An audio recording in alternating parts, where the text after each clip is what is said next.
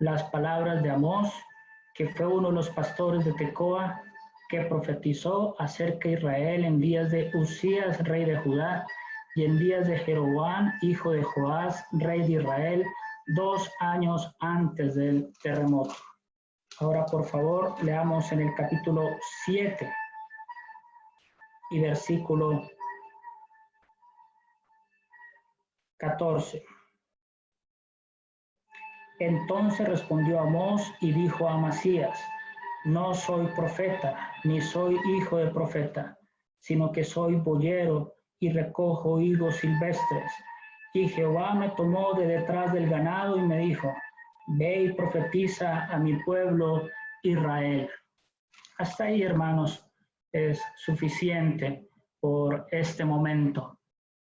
Y vamos a hablar de 2 puntos en particular. Claro que cada punto tiene sus subpuntos, pero el primero de ellos es la profecía de Amós y el segundo de ellos es el profeta Amós. 2 aspectos totalmente diferentes: la profecía de Amós y el segundo, el profeta Amós. Acá más abajo tengo el profeta. Pero en cuanto a ese primer punto, quisiera dar un bosquejo y lo titulamos las particiones del libro. No quiero ser muy técnico y voy a ser breve, simplemente hacer un bosquejo muy general del libro para que cuando usted se acerque a leerlo, porque me imagino que lo va a hacer, tenga una ayuda adicional. Entonces, ese bosquejo, tenemos una introducción que es el capítulo 1 y capítulo 2. Esa introducción es cuando Amós le dice a varios reinos, incluido Judá e Israel, 8 en total, que viene juicio de parte de Dios por causa de sus pecados y denuncia el pecado y declara también el juicio. Esos son los capítulos 1 y capítulo 2. La segunda división son 4 profecías. Va desde el capítulo 3 hasta el capítulo 6. Ustedes van a identificar que cada profecía se inicia con la frase oíd esta palabra. Tanto en el capítulo 3 al capítulo 4 inicia oíd esta palabra y luego en el capítulo 5 dice también oíd esta palabra. Ya en cambio en el capítulo 6 se va a iniciar con esa palabra tan corta, pero que es tan profunda, el ay. Entonces es una profecía también que trae juicio. Esos capítulo 3 a capítulo 6, eso es el segundo punto. Y la tercera división son 5 visiones. Uy, aquí sí no entiendo muy bien cómo es esto. Son 5 visiones que van desde el capítulo 7 hasta el capítulo 9. Ahora, estoy diciendo 5 visiones, pero entre esas visiones hay otro contenido también, es decir, no se reduce solamente a esas visiones. Entonces, capítulo 7, versículo 1 al 3, la primera, versículos 4 al 6, la segunda, 7 al 9, la tercera, 8, 1 al 3, la cuarta, y 9, 1, la quinta. Pero el libro termina con la restauración de Israel, ya hablando del milenio de nuestro Señor Jesucristo.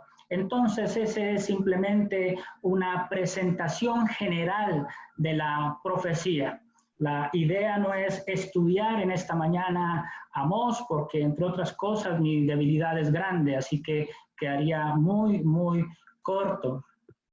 Y en el segundo punto, pasando ya de ese bosquejo general, vamos a ver nosotros la palabra de Dios. ¿Por qué la palabra de Dios? Me tomé el tiempo de señalar aquí los versículos y pues para mi provecho personal, o sea, yo sé que uno puede coger la concordancia y simplemente buscar las frases, pero para mi provecho comencé a señalar en la profecía las veces que se repetía la palabra de Dios. Así ha dicho Jehová, o esto dice Jehová. y tal vez se me queden algunos versículos, yo espero que no, pero aproximadamente 40 veces aparece en este libro. Son 132 versículos y en 40 versículos hace referencia a la palabra de Dios, es decir, un poquito más de la tercera parte de la profecía se está refiriendo a la palabra de Dios. ¿Por qué hago notar esto? Porque la palabra de Dios va de principio a fin en esta profecía. Y leamos, por ejemplo, el versículo 3, capítulo 1, versículo 3. Así ha dicho Jehová: por 3 pecados de Damasco, y por el cuarto no revocaré su castigo, porque trillaron a Galaad con trillos de hierro. Ahora, el último versículo de esta profecía. Veamos, el último versículo. Dice: pues los plantaré sobre su tierra, y nunca más serán arrancados de su tierra que yo les di, ha dicho Jehová, Dios tuyo. Entonces, la profecía comienza con la palabra de Dios, pero también termina con la palabra de Dios.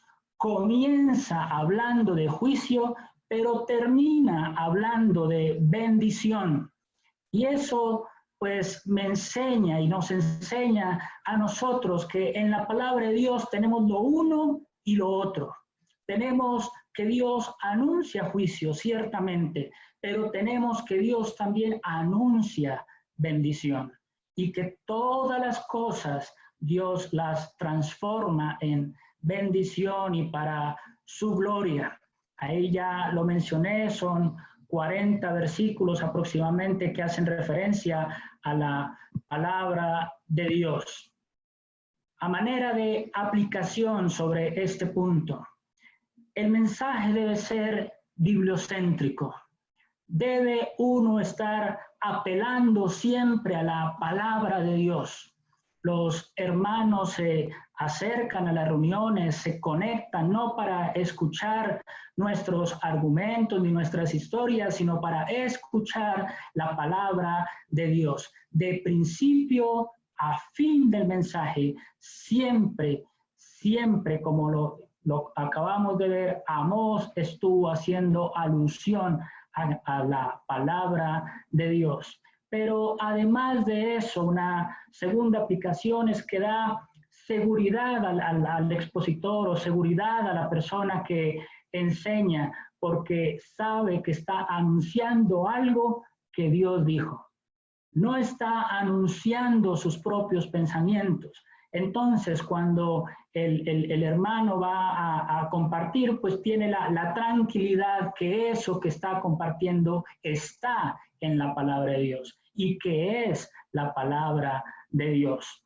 Ahora, en cuanto a la palabra, denuncia el pecado, porque así lo vamos a ver en Amós. Por ejemplo, capítulo 2 y versículo 4, hablándole a Judá, al reino de Judá. Capítulo 2, versículo 4 dice: así ha dicho Jehová, por 3 pecados de Judá y por el cuarto no revocaré su castigo, porque menospreciaron la ley de Jehová y no guardaron sus ordenanzas, y les hicieron errar sus mentiras, en pos de las cuales anduvieron sus padres. ¿Qué está denunciando en cuanto a Judá? Su indiferencia, es que voy ahí con la I. Entonces, está denunciando su indiferencia en cuanto a la palabra de Dios, su rebelión, es más apropiado. Pero vean el versículo 6. Así ha dicho Jehová, por 3 pecados de Israel y por el cuarto no revocaré su castigo, porque vendieron por dinero al justo y al pobre por un par de zapatos. Pisotean en el polvo de la tierra las cabezas de los desvalidos y tuercen el camino de los humildes. ¿Qué está denunciando allí? La injusticia. Pero la última parte, el versículo 7 dice: y el hijo y su padre se llegan a la misma joven, profanando mi santo nombre. ¿Qué está denunciando? La inmoralidad. Pero ahora el versículo 8 dice: sobre las ropas empeñadas se acuestan junto a cualquier altar y el vino de los multados beben en la casa de sus dioses. Está denunciando la idolatría. Entonces la palabra de Dios denuncia el pecado, ¿sí? Y en eso nosotros tenemos que ser muy claros, o sea, al pecado hay que llamarle pecado. Nosotros o con Dios las cosas no son grises, Él es o blanco o negro, y en este caso, por más de que era su pueblo, era Judá y era Israel, pero por la misma razón le está reprendiendo lo que ellos estaban haciendo. Pero no solamente denuncia, también declara juicio. No tenemos tiempo para leer, pero si ustedes sí se toman el tiempo en sus casas, se van a dar cuenta los juicios que iban a venir sobre las 8 naciones y sobre Israel del norte o Israel propiamente dicho.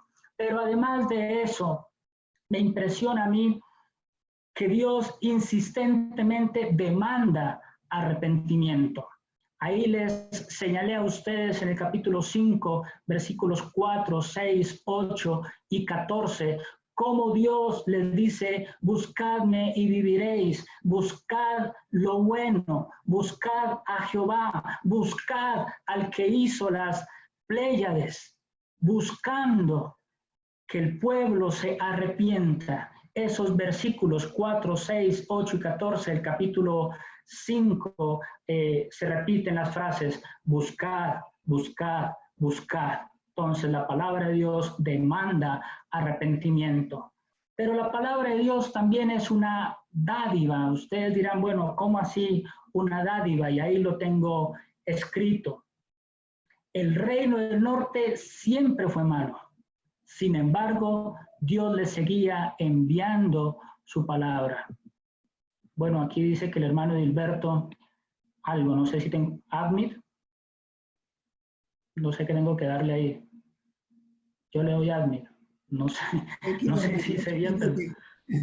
Continúe, tranquilo. Bueno,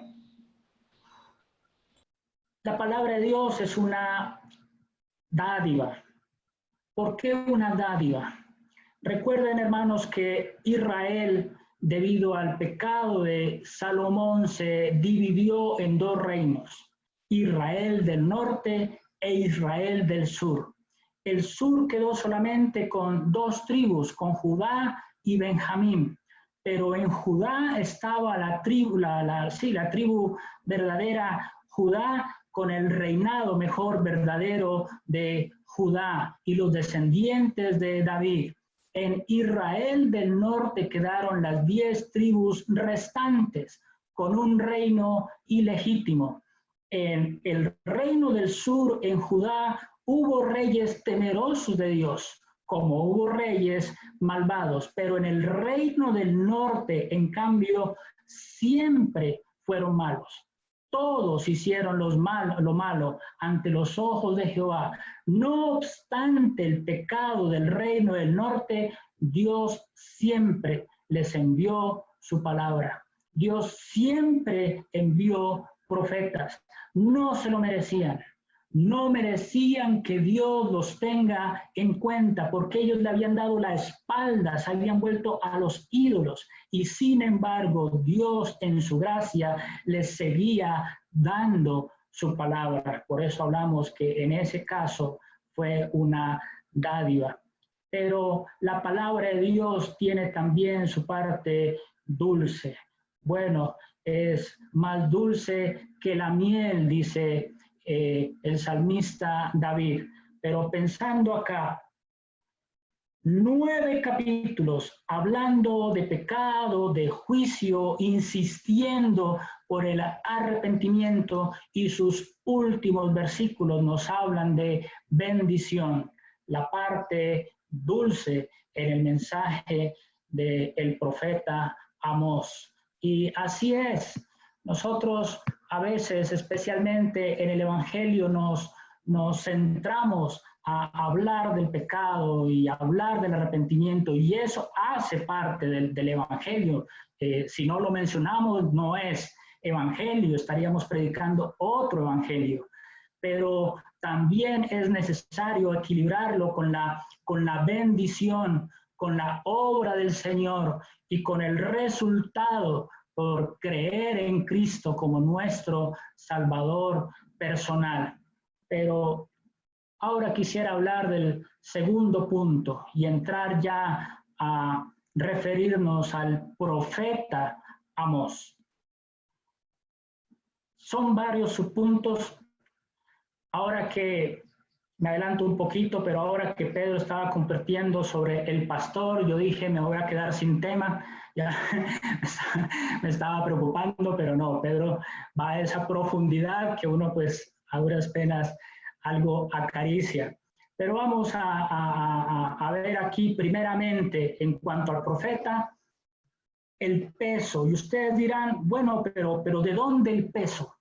¿Por qué titulamos ese primer punto el peso? Porque Amós significa carga.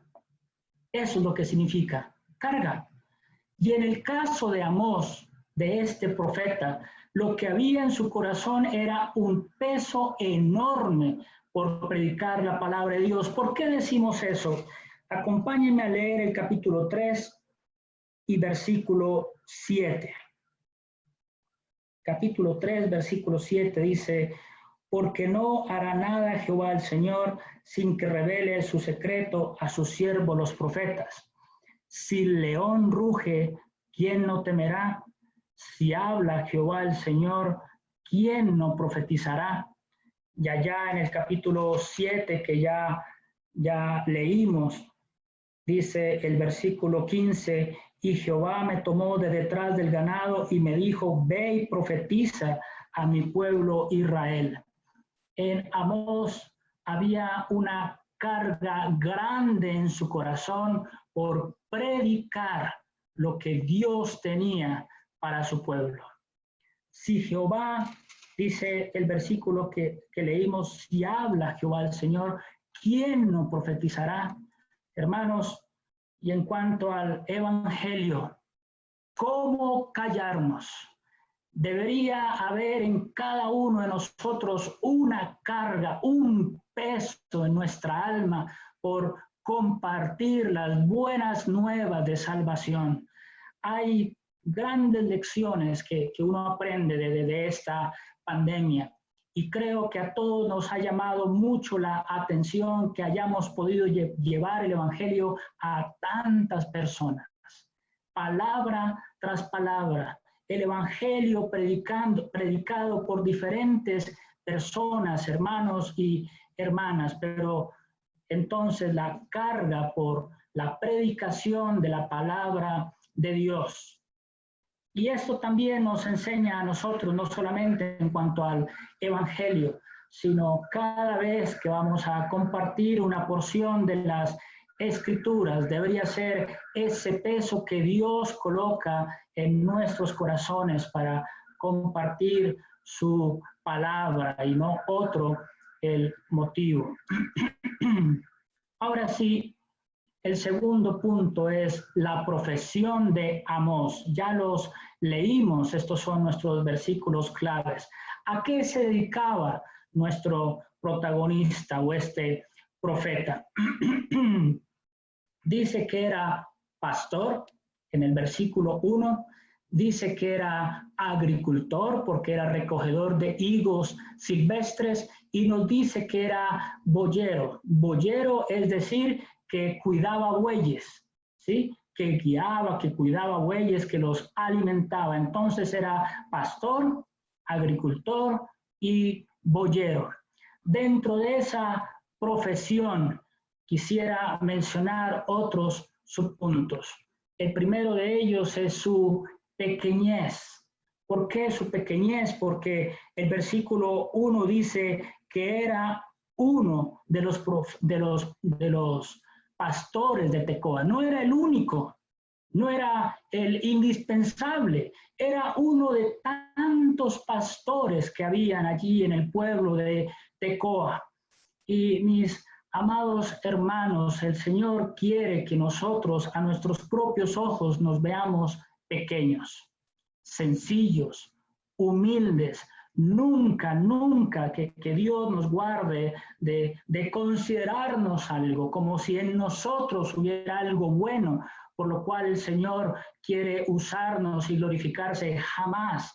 La pequeñez y la humildad en nosotros mismos. Pero además de eso, los pastores en ese tiempo no era una profesión o un oficio de los de la alta alcurnia, no, todo lo contrario, era de personas muy humildes, eso simplemente para resaltar la pequeñez de Amós, y por esa misma razón como Dios pudo glorificarse en este hombre de Dios. El segundo aspecto dentro del profeta Amós es su preparación como pastor, primeramente quisiera mencionarlo. Amós aprendió como pastor, quisiera mencionar 7 aspectos o 7 lecciones que él aprendió como pastor. Sin duda ustedes podrán sacar muchas más lecciones. Pero cuando él estaba detrás de las ovejas, él aprendió a conocer a cada una de ellas, sus particularidades. El pastor se caracteriza porque logra conocer a cada una de sus ovejitas. El Señor Jesucristo, y trataré de ir comparando esto con nuestro Señor Jesús. El Señor Jesús nos conoce a cada uno de nosotros. Y tanto así que según Juan capítulo 10 y versículo 3 nos llama por nombre. Él nos conoce por nombre.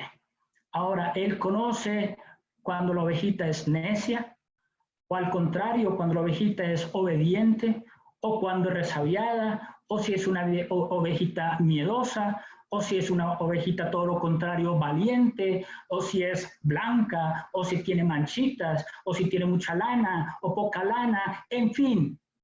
El Señor conoce las características de cada una de sus ovejas. El Señor nos conoce, hermanos, a la perfección.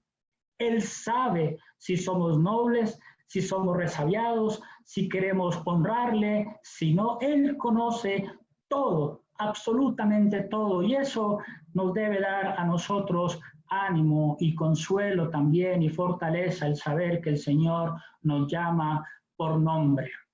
Pero no solamente eso aprendió Amós como pastor, él aprendió también la persistencia. Es decir, un buen pastor, como es nuestro Señor Jesucristo, si una oveja se pierde, Él la busca.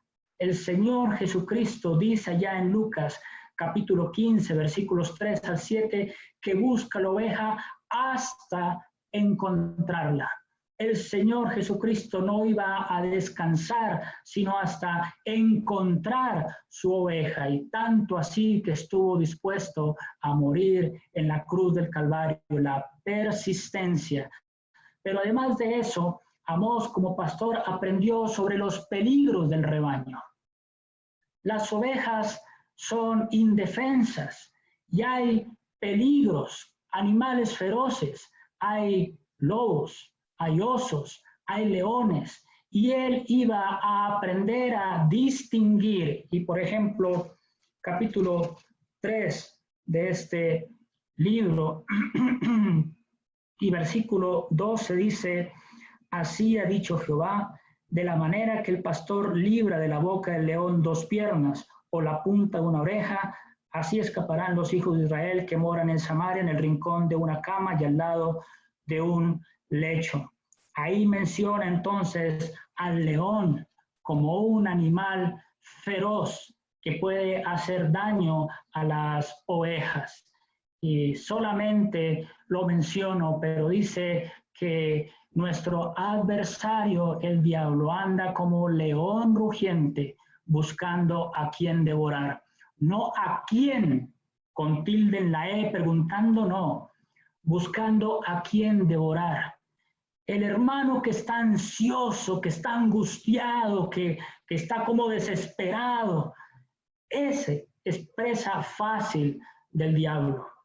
¿Sí? Si leemos el contexto allá en Primera de Pedro capítulo 5. Pero avancemos. Entonces, el Señor enseñó también sobre esos peligros y dice que el asalariado no le importa cuando vienen los animales feroces. No le importan. ¿Por qué? Porque es asalariado y cuando ve los animales que vienen a hacer daño a las ovejas, él simplemente huye. Es lo que enseñó el Señor Jesucristo. No así con nuestro bendito y buen pastor, que es nuestro sustentador, como lo vimos en esta mañana. Pero también él iba a aprender o aprendió lo que es el precio, pagar el precio por sus ovejas. Él, como un pastor que amaba a sus ovejas, iba a estar dispuesto a dar su vida por las ovejas. Yo soy el buen pastor, dijo el Señor Jesucristo, el buen pastor su vida da por las ovejas. Y adoramos y alabamos a nuestro Señor por ese motivo. Pero también Él iba a aprender a darle provisión a su rebaño, a sus ovejas, a darle alimento. Cuando el Señor Jesucristo allá en Juan capítulo 10 está hablando acerca de que Él es la puerta, dice, yo soy la puerta de las ovejas, el que por mí entrare será salvo, y entrará y saldrá y hallará pastos. El Señor Jesucristo nos da ese pasto fresco, ese alimento que necesitan nuestras almas. Jehová es mi pastor, nada me faltará. En lugares de delicados pastos me hará descansar, dijo David allá en el Salmo 23. Entonces, nuestro pastor nos alimenta a nosotros con pastos frescos. ¿Recuerdan ustedes cuando el Señor alimentó a los 5,000? Dice que los hizo dividir en grupos de 50 y de 100 sobre el pasto, sobre la hierba verde. Esos grupos nos hacen pensar en las iglesias y el Señor desea para las asambleas, para cada congregación, pasto fresco, pasto verde. Él desea alimento para cada asamblea y quiere alimentar a cada asamblea local. La perniquebrada, porque no supe qué otra palabra colocar allí para hablar en cuanto a la restauración. Él iba a aprender a curar a las ovejitas que de una u otra manera se iban a lastimar o se iban a fracturar, quebrar sus patas, y él iba a estar ahí para curar a sus ovejas. Y así es el Señor Jesús con nosotros. Él está pendiente de cada uno y si necesita curarnos y si el corazón está herido, el Señor está dispuesto, quiere y puede ayudarnos y sanarnos completamente. Pero no solamente en cuanto a su aprendizaje como pastor, sino ahora quiero considerar al Señor Jesucristo, pero aprendiendo de Amós como boyero. Su trabajo era estar detrás de los bueyes, cuidar, adiestrar y usar los bueyes para el servicio. Los bueyes son toros castrados, esos son los bueyes. Entonces, los bueyes son supremamente grandes y de sus virtudes está la fortaleza, y una de esas cualidades de los bueyes es la mansedumbre. ¿Por qué? Porque fueron castrados. Entonces, Amós, siendo boyero y viendo a estos fuertes animales y tan mansos, aprendió todos los días justamente eso, el valor del servicio, pero el valor de la mansedumbre. ¿Cuánto le servían los bueyes a él en su trabajo? Era un servicio constante, porque los bueyes tienen fuerza, pero tienen resistencia también. Entonces, Amós aprendió de su trabajo y aprendió de los bueyes la mansedumbre, el vigor, pero la humildad también para trabajar en esa obra que Dios lo envió a hacer allá en Israel del norte. Entonces, ¿qué aprendemos nosotros de eso? Que lo que hoy estamos haciendo nos capacita para lo que el Señor va a hacer con nosotros después. No deberíamos estar renegando. El Señor Jesucristo sabe cómo va a usar eso para tiempos futuros. Todo es preparación, todo es capacitación. Entonces, lejos de estarnos quejando, deberíamos estar aprovechando eso que el Señor nos tiene haciendo. Quizás algunos serán literalmente agricultores, otros serán médicos, otros serán ingenieros, otros serán carpinteros, maestros de obra, en fin. Pero cada una de esas cosas el Señor las puede usar para su gloria y nuestro servicio. Pensando en el Señor Jesucristo, Él es el siervo perfecto. Y referencias hay muchas. Isaías 53, Isaías 42, Isaías 49, Filipenses capítulo 2, donde se nos presenta al Señor Jesucristo como el siervo perfecto, el siervo manso, vigoroso y sufrido. Ese es nuestro Señor Jesús. Pero también el Señor enseñó que ninguno que poniendo su mano en el arado mira hacia atrás es apto para el reino de Dios. Porque si mira hacia atrás, los bueyes se tuercen, ¿sí? Y hacen el arado, lo trazan mal, se van por donde no tenían que irse y dañan el resto de trabajo que ya habían adelantado. Y así el Señor quiere de nosotros también, que no miremos hacia atrás y que lo sigamos a Él. Entonces aquí también a manera de aplicación, el Señor Jesucristo dijo: venid a mí todos los que estáis trabajados y cargados y yo os haré descansar. Y resumiendo, Él dijo: aprended de mí que soy manso y humilde de corazón. Entonces, mis amados hermanos, necesitamos pasar más tiempo con nuestro Señor y aprender de Él que es manso. En nuestro servicio a Dios todos los días necesitamos esa mansedumbre del Señor, esa humildad del Señor que nos hará bajar de nuestro propio ego. Como agricultor, aquí no lo aplico al Señor Jesucristo, pero en cuanto a la profecía de Amós, ahí los tengo señalados en rojo, los versículos donde se nota el trabajo de Amós, o mejor, donde se nota el conocimiento que él tenía del agro y el conocimiento que él tenía de la naturaleza. Eso solamente para señalar cómo Dios utiliza el perfil de cada uno, la personalidad de cada uno, y le da ese tinte especial. Si uno lee Amós con atención, y dicen los expertos que si no se supiera de entrada que Amós es un pastor, o que fue un pastor, que fue un boyero, que fue agricultor, no se sabría por su escritura, por su manera de hablar, que se trataba de un hombre del campo. Entonces, Dios nos va a usar a cada uno de nosotros con lo que Él nos ha dado. Y eso también me hacía pensar a mí en permítanme esa palabra, la originalidad. Es decir, uno no debe intentar parecerse a nadie.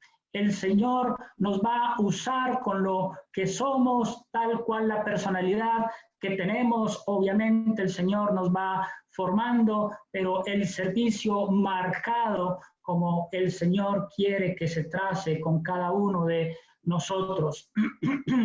Ya vi que me voy a quedar muy corto, pero entonces avancemos ahora sí para hablar de su pueblo como tercer aspecto de este profeta, el pueblo de Tecoa.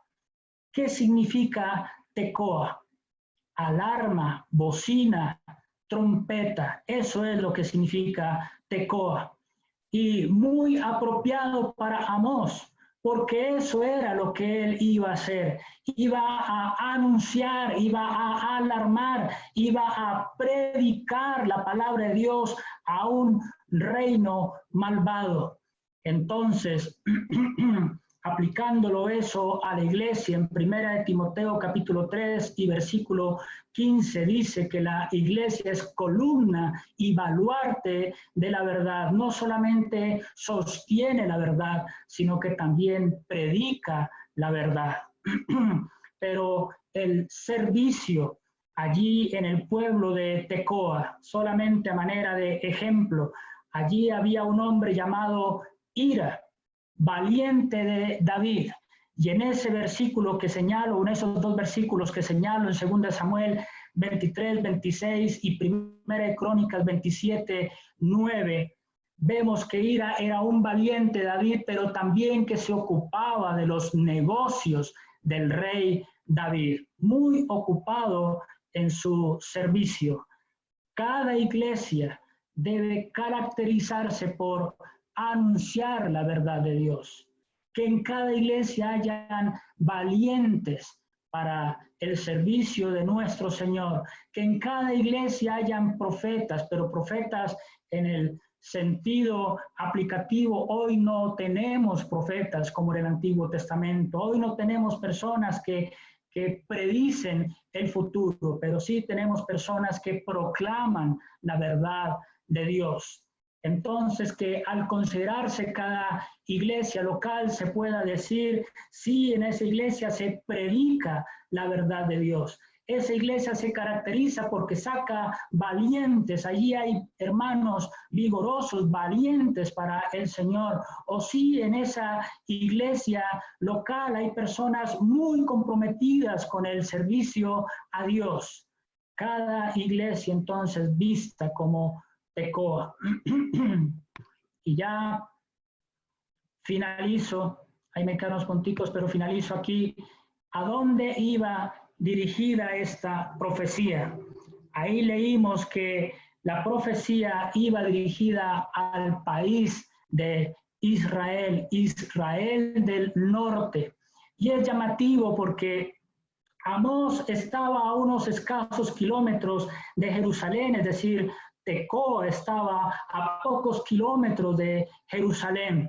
Y uno pensaría por qué no se quedó allí o Dios no lo llamó ahí, sino que lo llevó allá, a Israel del norte, a ese reino malvado, malo, apartado de Dios, y como un pastor, un boyero, un agricultor, y mejor que ese. No, el Señor se llevó a este hombre allá. Todo, no sé cuántos años estuvo preparándose él como en su trabajo, pues, secular. Lo cierto es que Dios llevó a este hombre a predicar al país vecino. Entonces, hermanos, solamente les doy los títulos de lo demás para que ustedes lo consideren después. El periodo en el cual predicó Amós. No, solamente era eso. Creía que me faltaba bastante. No, solamente el periodo. Para mencionar simplemente que la profecía de él, o él estuvo predicando aproximadamente durante 20 años en la segunda parte del reinado de Jeroboam II. 50 años después aproximadamente del profeta Joel, unos años antes del profeta Oseas y contemporáneo con Oseas también durante algunos años. Entonces, para significar con esto que el Señor sabe el tiempo exacto en que vamos a servirle al Señor. Ahora no quiero dar la impresión de que el servicio a Dios simplemente es los obreros de tiempo completo, los misioneros, no. El servicio a Dios es para todos nosotros. Fuimos salvos para servirle al Señor, pero Él sabe